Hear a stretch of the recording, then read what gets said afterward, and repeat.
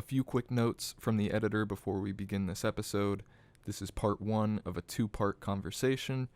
The next episode will be part 2 and should release in a couple of weeks. Also, a content warning, as this episode includes discussions about abuse and traumatic events, as well as a brief section about inappropriate vocabulary regarding people with disabilities. Discretion is advised, and if these topics are triggering for you, then it may be best to skip this and the next episode.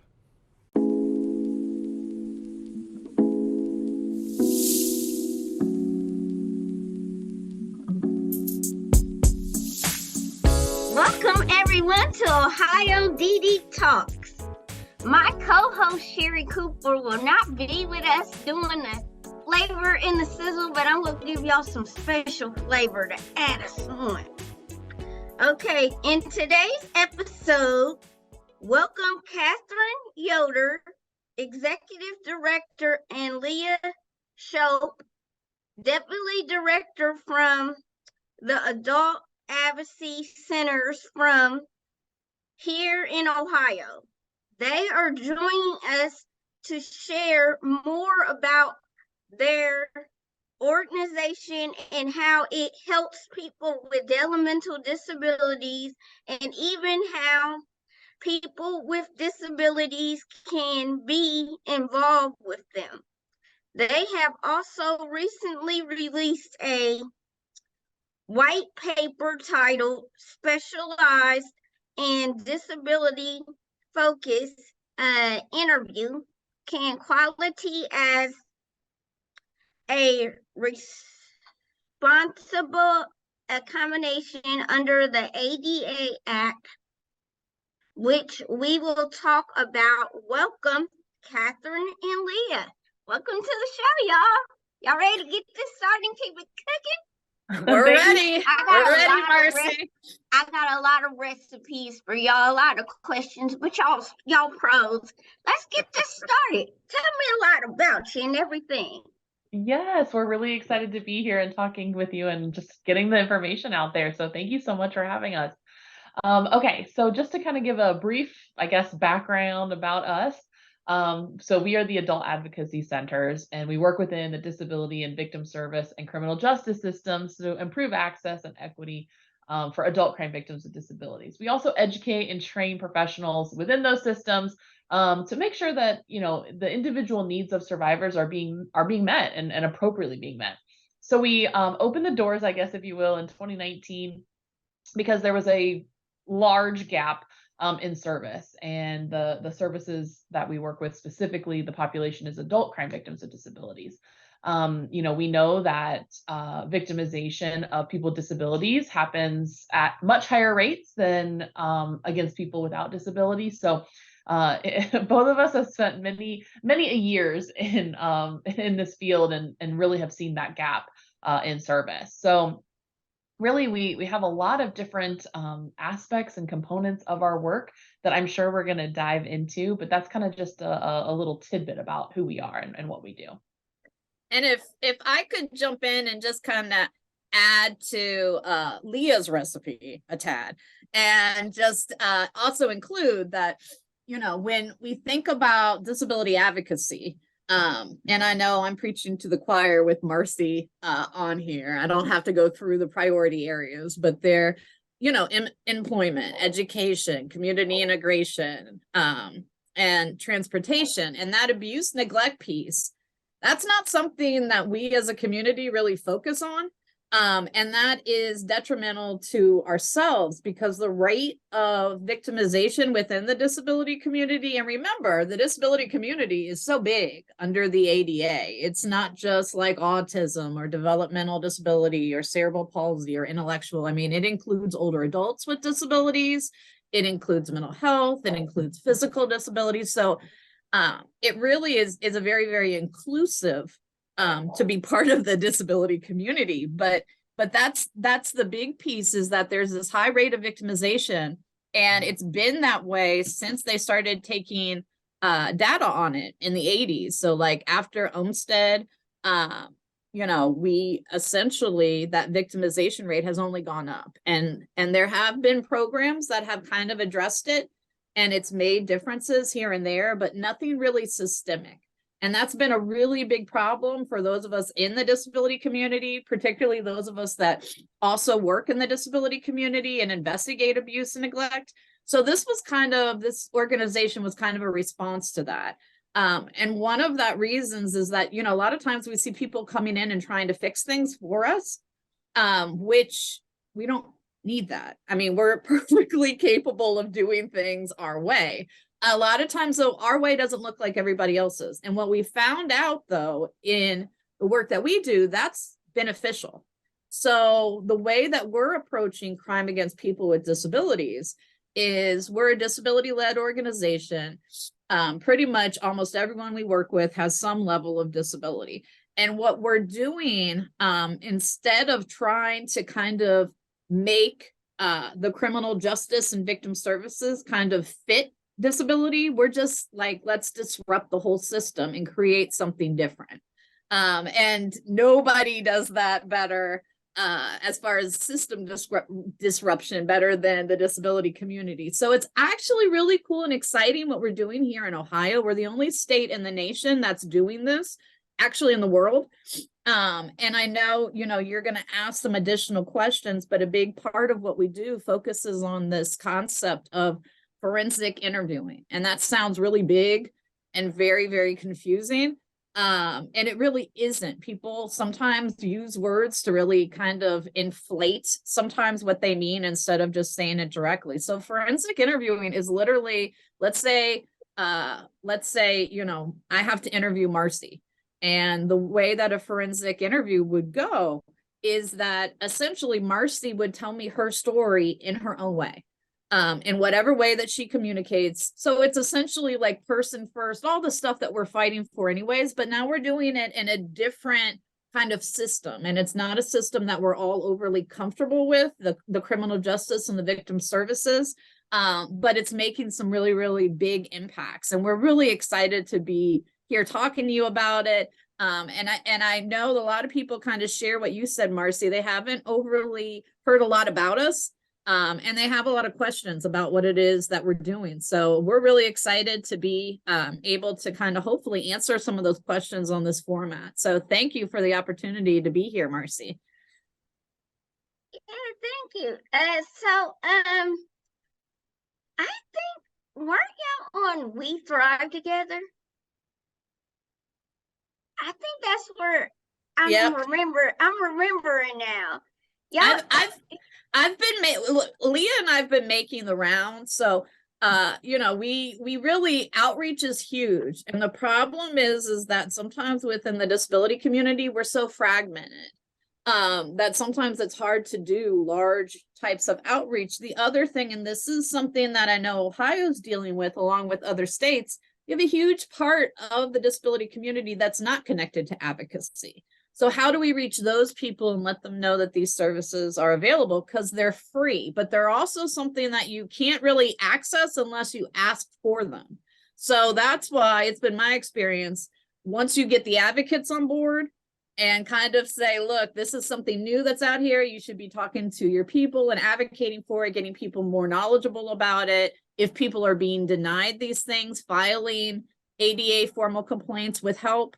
Or on your own. I know I need help filing ADA complaints because again, a lot of times they make the process a little bit more cumbersome than it needs to be. But yeah, essentially that's what it all kind of comes down to. Yeah, because I remember y'all, it was either one or both of you on We Thrive Together. If I'm remembering correctly. Was it a good presentation, Marcy? It was also a good presentation. That was Leah. And I remember that I wanted to get involved in it, but I was going out of town that following week. Yep, that was probably the fact that you have really positive feelings around the presentation. That's probably Leah. Most of the time, my first impressions are not necessarily that impactful. But no, you kind of hit on something. The more we talk about what it is that we do, and we get around these words like forensic interviewing and things like that, people get really excited about it. not because it's new necessarily, but because it's working. And we're actually seeing it have an impact in the criminal justice system and cases being prosecuted. And the fact that we're doing all this innovation here in Ohio, because you don't necessarily think of Ohio as like, you know, the place where innovation around crimes against people with disabilities is occurring. But we really are positioning ourselves as the leaders in this area. And so it's really, really cool to be doing this work, but also to be doing it in the state that we all live in. Because we actually get to see the effects it has on our community. So that's been a really amazing experience. So have you ever partnered like with OSDA, DD Council, any organizations that deal with advocacy? Have you ever been at Synergy talking about this?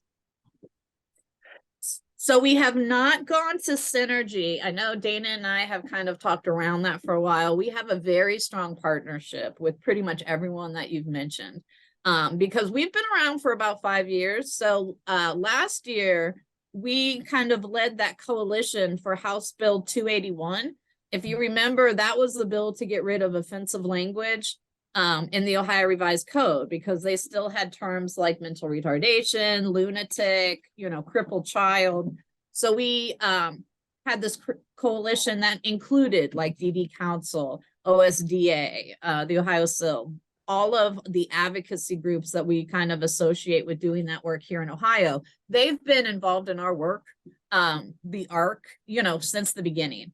And not only do we have their support, which we really appreciate, we also have their commitment and knowledge. So a lot of times we work on producing our materials, our trainings, and we really try to get as many people involved to review it as possible, because the whole point of it is to make sure it's helpful, you know, and so we want different perspectives. So everyone that you kind of listed off, you know, who I like to think of as the big dogs, OSDA, the ARC, the SILs, DD Council, those are some of our strongest allies, which isn't surprising considering the work that we do. It's totally aligned with their mission anyway. So it's been a really, really seamless type of relationship.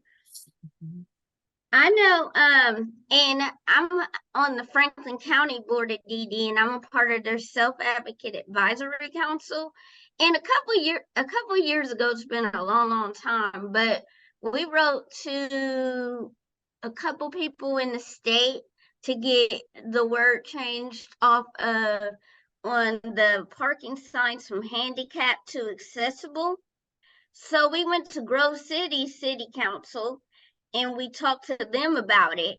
And so it went well, it passed, but it hasn't went all across the counties yet or anything anywhere. It's only on Franklin County Board of DD, all their sites. And what it is, instead of a person, just a wheelchair right there, and it says handicap, ours says accessible and has a speeding person in a wheelchair. Mm-hmm. And we fought for that, and it passed. Well, and Marcy, most of the things, most of the freedoms and the rights that we all enjoy is because of advocates. I mean, we are the agent, we are the community that essentially the goal was for all of us to stay in institutions. Nobody actually, you know, kind of planned on Olmsted. And I think it's really kind of cool. We don't really do a good job highlighting this, but we are a community that essentially got our freedom from an institution from a Black woman, Lois Curtis. Wow. That's cool. You know, we don't highlight that, which we should, because, you know, that kind of showcases, you know, the fact that we have some amazing and powerful advocates. And the intersectionalities that exist with our community. We literally are a reflection of everyone. And what you kind of discussed about Grove City brings up a really good point. One of the things we focus a lot on is language. So we talk about things like as far as using people's developmental age and how that's not really an accurate assessment of what they can do. Using terms like nonverbal. we don't use that. We use non-vocal. And the reasoning for that is everyone, for the most part, at least in my opinion, can communicate in some way. Statistically, I think it's about 97% of people can communicate in some way. Well, for that other 3%, my feelings are they can communicate. We just don't have the knowledge or the training yet to receive that communication. So our focus is that everyone who is a victim of crime deserves the right to choose whether or not they're going to be interviewed. And if they are interviewed, it needs to be someone who is trained in different ways of communication and accessibilities and accommodations. And you know, that's kind of why we came up with these protocols, to make sure that we have a consistent way of training people so that when these crimes occur and these interviews need to be conducted, it can be in a way that can be useful and can be used in court going forward. Because, you know, we talked about, Marcy, the victimization rate's 4% or 4 times more than people without disabilities. That's appalling. I mean, if you really think about that, that's the highest rate, I think, of any group. I think the highest rate of victimization are Native Americans with disabilities who are victims of crime. And so that intersectionality piece is really, really, really important.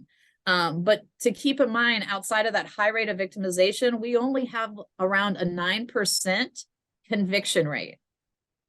If that isn't something that's jarring to the community, it should be. And this is definitely an area where our voices have not been strong enough. We have not been as present as we have been. And this kind of work is really, at least to me, very, very similar to like the Capitol crawl and those kind of things, because these are really fundamental pieces of who we are. And this whole concept of people with disabilities are vulnerable, that we need protection, that essentially because we have a disability, we're a target. And we're also kind of trying to change that discussion, Marcy, because a big focus is, it's not like we're born and somebody stamps the word vulnerable on our forehead. It's a structural vulnerability. The systems were not built to necessarily include us or to really help us. And so we have to really adapt and change a lot of things. So that's you know, one of those areas that we're doing a lot of advocacy in. We're doing a lot of talking with different advocacy groups because we need a lot of help. The only way people are going to learn about this stuff, and particularly that ADA accommodation piece, which I know Leigha is going to get into, it's great for us to do this advocacy. It's great for us to do this work. But if we don't have people that's passing that information along to the individuals that can actually use it and request it, what's the point? So we really rely strongly on the disability advocacy community to kind of help us with that outreach piece. Because it's one of those things where this exists now. This is something a lot of people will want to use and want to know more information about it. But, you know, within the community, a lot of times we communicate through each other. And so, you know, we still have a very, very community-based type of communication method. So this is really, you know, like we said, we've kind of been taking going around talking to OSDA, DD Council, all of them. A big part of that is to kind of empower other advocates to kind of help advocate for people who are victims of crime and informing them of these new things that are offered that they may or may not want to take advantage of. Mm-hmm. Okay. Our co-host Sherry Cooper is a consultant with AAC. Could you tell us about and how people with disabilities are involved in AAC? Yeah, so we absolutely adore Sherry. So I'm sure she'll say, yeah. When I she mean, is- sometimes Sherry and Sherry's a rock star. She is a rock star. She's the sizzle in this podcast. I'm the flavor. But Sherry, the nice thing about Sherry is she can dish it out, but she also can take it. So yeah, I agree with you, Marcy. Well, we miss you, Sherry, for when you listen to this later. So Sherry, we're extremely lucky to be able to work so closely with Sherry. She is one of our consultants, as you mentioned, and she plays a really important role in the work that we do. So you heard Katherine talk about, you know, our protocols and our publications and our guidebooks and tons of resources that we do, and outreach. We do a lot of different things, right? We have a lot of, I guess what I would call like our pillars of work. But what's cool about specifically Sherry, but all the consultants that we interact with, and anybody who comes to the table, if you will, to work and consult with us, is that their expertise, right? So a lot of times, unfortunately, what you see around the nation and different agencies that are working with people with disabilities, they will tap maybe one person and say, okay, this is our person with a disability, and yeah, they've consulted on this work, but like we've checked that box, right? Like I guess we could even go as far as saying tokenizing. But that's extremely problematic for so many things we don't even have time to get into on this podcast. But the work that we do, you know, is just like Katherine said, disability led, but also we want to make sure that the people that we are working with are experts on in their field, like experts on the topics that they know. They're not just here because they quote unquote check a box or they have a disability. That's not the case. And so we love working with people like Sherry because of her expertise, because of their expertise. I mean, there's been countless, Sherry and I have done several projects together. We've done several trainings together. She's probably laughing. I can just see her right now. We've come together in many different facets of the work with the ACs, and every single time, I mean, it's a joy. It's not just a joy for me to work with Sherry because she's so cool, but it makes my heart happy, and it just helps our agency as well really provide the best information, the most the most and best information, but also material that is going to be well received because of expertise. So that's kind of how we utilize consultants. I'm sure Katherine has. No, I just have one thing I was thinking of when Leigha was kind of talking. And one of the big thing, like we said, I mean, Leigha pretty much explained it perfectly. We don't use the term self-advocate. We don't work necessarily we don't hire people as self-advocates. We hire people as consultants because that's what we need. We don't necessarily need somebody just because they have a disability. They need to be able to bring something to the table about whatever topic it is that we're working on. So for example, with Sherry, she has a really long history kind of in journalism. She also has a very long history kind of as a community activist. And so those areas really kind of merge perfectly what it is with what we were doing. The other piece, at least for me personally with Sherry, what I respect the most about Sherry is she's not a yes person. Sherry will tell you what she thinks about something, whether you agree with her or not. And I think that's another element a lot of times we don't always think about adding. Making sure we have different perspectives, because a lot of times Sherry's lens is going to be different than my lens. And so, that's another element. And Sherry, a lot of times we have different projects that she helps with. Initially, she kind of started doing a blog series for us. And then we realized, we really could use her knowledge in more of in a bigger capacity. So she's currently in the process of developing a training that she kind of took the position as far as she was like, okay, forensic interviewing is not something that the disability community knows a lot about. And so whenever something's new, people are going to be a little bit timid about it anyway. She's like, and then you factor in if there's a disability, and she's like, it might be useful for us to have a training from somebody's point of view who has a physical disability, because we do forensic interviewing. And I know Leigha will discuss, or I will later on, forensic nurse examiners. So those are usually the nurses. A lot of times you'll hear them called SANE nurses. That stands for sexual assault nurse responder. And that's literally, a lot of times you'll see, if you watch Law and Order SVU or something, a lot of times that's my favorite show. Good. So a lot of times if, when you're watching that with Detective Benson and everything, the one thing that Law and Order SVU does do a pretty good job of is showcasing how things proceed. Now, it would be lovely if cases wrapped up in an hour and it was nicely tied up, but we know that's not, realistic. But I think I think that's the other element of it, is that, you know, a lot of the work that's being done is intersectional. And so it's important for people to understand the process. And one of the processes is that if you have been a victim of crime, in a way that there may be some evidence. A lot of times that's going to happen in crimes where there's some sort of physical contact. So there'll be, so what you need is someone who's specially trained, is a really specialized nurse, and they're called forensic nurse examiners, or F&Es, because I know, you know, all we do are the what's the word? Acronyms?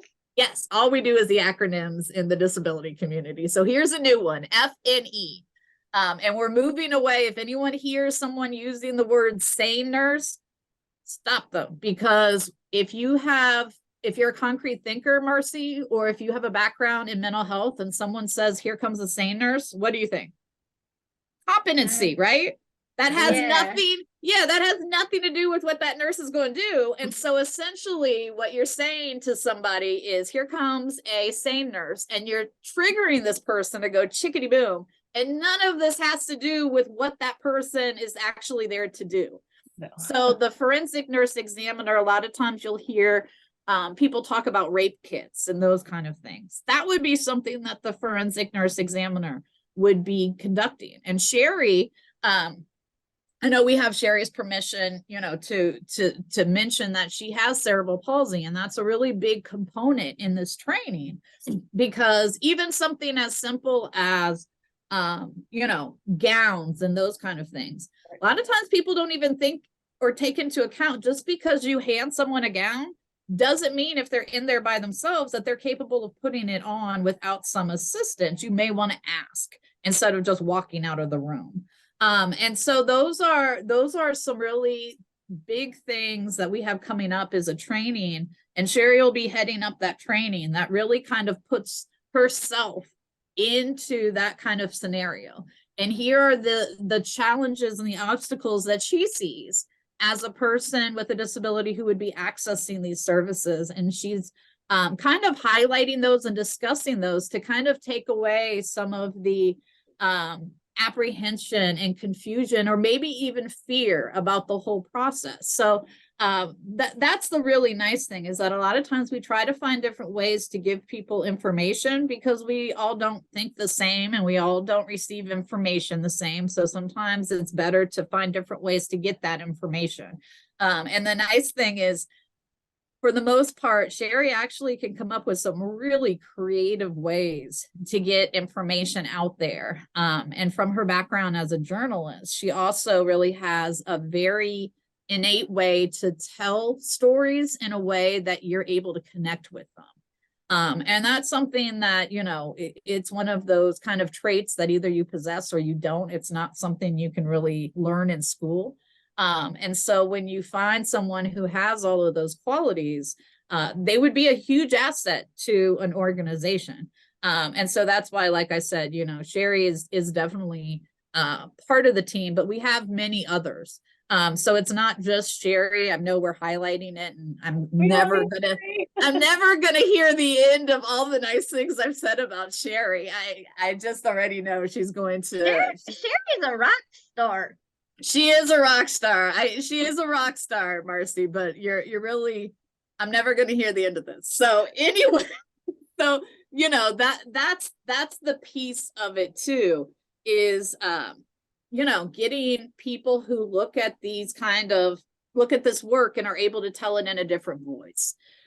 So that, you know, someone else will resonate with that. So that's kind of, we utilize Sherry, we utilize a lot of consultants from universities, academia, other victim service and criminal justice agencies. And again, we really, I guess we try to work with people with disabilities, but like, it's been our experience, you don't have to go looking for them. Like, we're all over the place. So usually it ends up working out kind of naturally. But I think that's something that as a community, we need to look at our language. If we're utilizing somebody as a self-advocate, then that's what the role should be. If we're utilizing somebody for their skills, for their knowledge base, outside of disability, there's another term that needs to go along with that. Because a lot of times if we give people titles, let's say, and then we only give people with disabilities the title of self-advocate, that kind of is our own way of keeping ourselves in a box and not really demanding what we're worth. So we're really focused on making sure people with disabilities are not just utilized, like Leigha said, as a token, but really are at every layer of the organization. And that's something that we've been actually quite successful on. We also are really big on getting people trained in this field. So Ohio is the only state in the nation that has someone whose first language is ASL, American Sign Language, trained now as a forensic interviewer. And if you think about it, it's really cool. So essentially she can have a conversation with somebody else in her language, and closed captioning would be there for all of us who don't speak ASL.